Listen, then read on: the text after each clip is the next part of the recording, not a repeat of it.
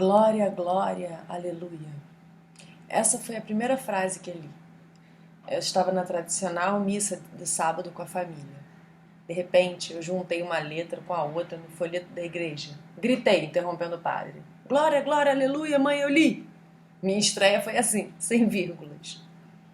Não era a primeira vez que interrompia a missa. Eu criava vários mecanismos para suportar o que considerava o acontecimento mais chato da semana. Sempre pedindo desculpas silenciosas a Deus. Quando eu era bem pequena, costumava esperar o padre chegar ao momento do santo, santo, santo e continuava a repetir santo, santo, santo, bem alto, até o amém final. O padre já me botava o olho lá do altar, porque sabia que era a minha deixa. Acho que se divertia. Às vezes me chamava na saída. Ô, guria do santo, santo! Ao meu lado, o mano pequeno matava o séquito inteiro de santidades com um estilingue invisível, mas com um barulho real. Zim! Matei São Francisco! Meu irmão mais novo era um exterminador de santos bastante impessoal. Até o final da missa de Santo Antônio, a Nossa Senhora, todos tinham sido chacinados mais de uma vez.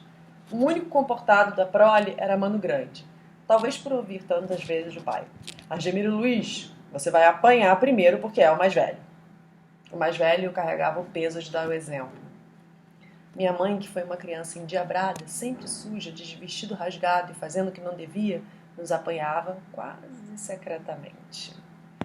Chegava até a soltar uns risinhos. Meu pai, compenetrado e impassível. Nunca descobrimos se ele fazia de conta que não via que um filho matava santos e a outra os ressuscitava, ou se realmente estava tão entregue à liturgia que não percebia nada ao redor. Em minha vida inteira, conheci poucos homens tão cristãos quanto ele, incluindo aí os próprios membros do clero. Ele não lia o Evangelho, ele vivia. Tanta fé sempre me pareceu suficiente para garantir o perdão da igreja aos filhos heréticos. Se eu tivesse virado freira, poderiam relacionar minha vocação ao pequeno milagre da leitura na missa.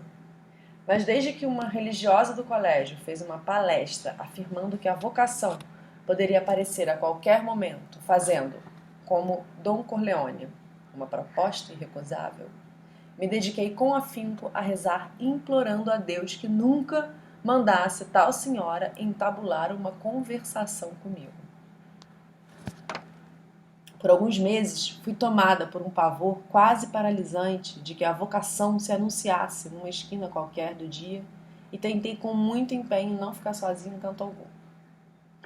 A minha descoberta da leitura na missa ficaria mesmo ótima na biografia de uma freira. A primeira frase que Madre Eliane leu já era uma profecia. Mas nada mais distante do meu destino. A constatação me levou a ter muito cuidado ao relacionar acontecimentos nos perfis que escreveria no futuro. Entender rápido demais pode ser um perigo. Eu vou reler essa frase, essa parte, que é muito boa. Essa coisa da biografia, eu concordo muito, é difícil biografia pra mim. A constatação me levou a ter muito cuidado ao relacionar acontecimentos nos perfis que escreveria no futuro. Entender rápido demais pode ser um perigo, já que tudo pode significar ou não significar alguma coisa. O passado só existe a partir de um narrador no presente, que é tanto um decifrador quanto um criador de sentidos. Isso é bom demais, gente. Ó, vou ler de novo. Entender rápido demais pode ser um perigo, já que tudo pode significar ou não significar coisa alguma. O passado só existe a partir de um narrador no presente, que é tanto um decifrador quanto um criador de sentidos. No meu caso, o mais provável é que a mesmice da missa tenha me estimulado a juntar as letras na tentativa de alcançar o milagre da aceleração do tempo. Foi uma profecia nascida do tédio. 3 anos depois dessa estreia das letras, eu viraria o flagelo das catequistas e professoras de ensino religioso ao insistir em perguntas como: por que Cristo não era mulher? Como é possível Maria ser virgem? Que espada era essa do anjo Gabriel? Minha turma foi a única a sofrer 2 deserções de catequistas. Mas não sei se a decisão teve alguma relação com o meu cérebro de inquisidora. Eu não era má. Nem queria provocar. Talvez só um pouquinho. Queria mesmo entender. Minha curiosidade era real. E em casa sempre pude fazer qualquer pergunta sem medo. A escola eu logo descobriria. Era bem menos aberta a questões fora do manual. Querer mesmo entender foi o que anos depois me moveria nas reportagens para onde parti livre de dogmas. A última freira que passou pela minha infância garantiu que o teor e a insistência das minhas perguntas eram fruto de um demônio que morava nos meus olhos. Não fiquei nem um pouco traumatizada, mas eu e uma amiga, que também foi acusada de possessão demoníaca oftalmológica pela professora de religião, aproveitamos o momento para nos declarar escandalizadas. E, com isso, convencer nossos pais a nos transferir com o ano letivo em curso para outra escola. Nosso inconfesso objetivo era claro, pelo menos para nós. No colégio de freiras havia meia dúzia de meninos na classe. No outro eles eram a maioria. E lá fomos nós, bem endemoniadas, rumo à puberdade. Embora longe das interpretações religiosas, a primeira frase que li era exata. Aprender a ler foi o máximo de glória e aleluia que alcancei na vida. Ler e depois escrever foi a descoberta maior, mediadora de tudo o que eu me tornaria. Foi a minha América, o meu novo mundo. Desde a epifania na missa, passei a me trancar no quarto com 3 ou 4 livros. Não queria brincar, não queria comer, não queria dormir. Eu queria ler. Se me obrigavam a sentar à mesa para o almoço, eu ficava me repetindo a última linha lida, temerosa de perdê-la numa colherada de feijão, e com ela a chance de desembarcar na linha seguinte. O lugar da realidade se inverteu. A paisagem dos livros era real, a da vida concreta era sonho. Eu me movia por ela e fazia o que esperavam que fizesse, mas eu não estava ali. Estava lá. Era jovem, era velha, heroína, aventureira, princesa, fada, bicho, planta, sereia, monstro, Deus. Estava nas terras altas da Escócia, no centro da terra, em bosques povoados por bruxas e duendes, no sítio do Pica-Pau Amarelo, em Valhalla. Eu podia escolher quem ser e onde estar. Em algumas semanas, parti das paredes da minha nova casa velha e de Juí. Em algumas semanas, parti das paredes da minha nova casa velha e de Juí para o mundo. Em seguida, também para outros planetas e outras dimensões. Me entreguei à experiência, com o coração e também com as tripas, como faria tudo na vida. Desde que o primeiro livro se abriu para mim e se fechou para mim, o cotidiano tornou-se um fardo a suportar. Era aquém demais, sempre havia sido, mas agora existia uma maneira de escapar. Os livros me carregaram para dentro, e dentro eu ficaria até a adolescência, quando o mundo de fora me alcançou em sua forma mais gloriosa. Os meninos, o corpo desconhecido, indomável e por desbravar do outro. Na infância, ainda que meu espectro cumprisse rituais estabelecidos, comer, escovar os dentes, levar o lixo para fora, ir à escola, minha alma habitava apenas as montanhas e os abismos dos livros, às vezes um sótão. Eu comecei pelos infantis. Uns poucos meses depois já conquistava a biblioteca adulta dos meus pais. Tudo que eu queria saber e viver estava em alguma daquelas lombadas. Logo ali, bem ao meu alcance.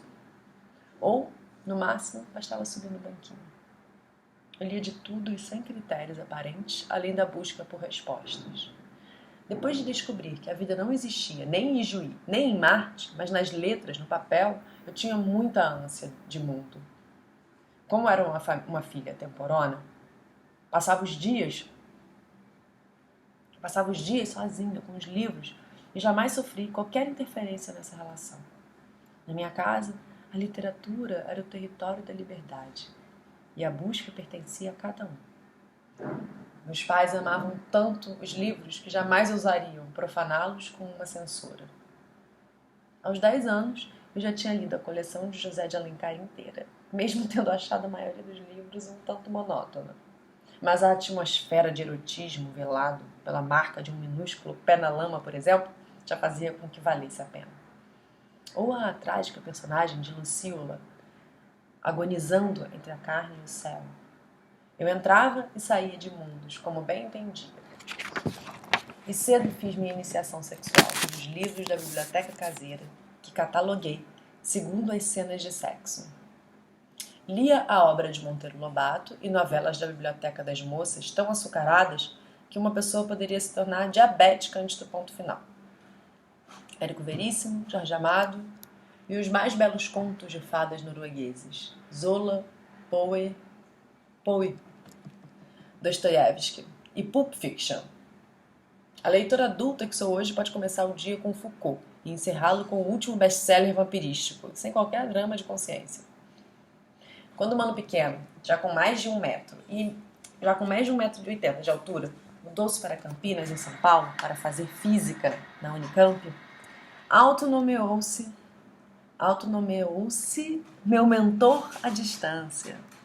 Ainda que ele se sustentasse com apenas um salário mínimo, dava um jeito de me enviar livros pelo correio. Tinha metas bem claras na minha educação. Num mesmo pacote, eu recebia uma vez o Manifesto Comunista e um clássico do feminismo brasileiro chamado Maria Sem Vergonha de Ser Mulher.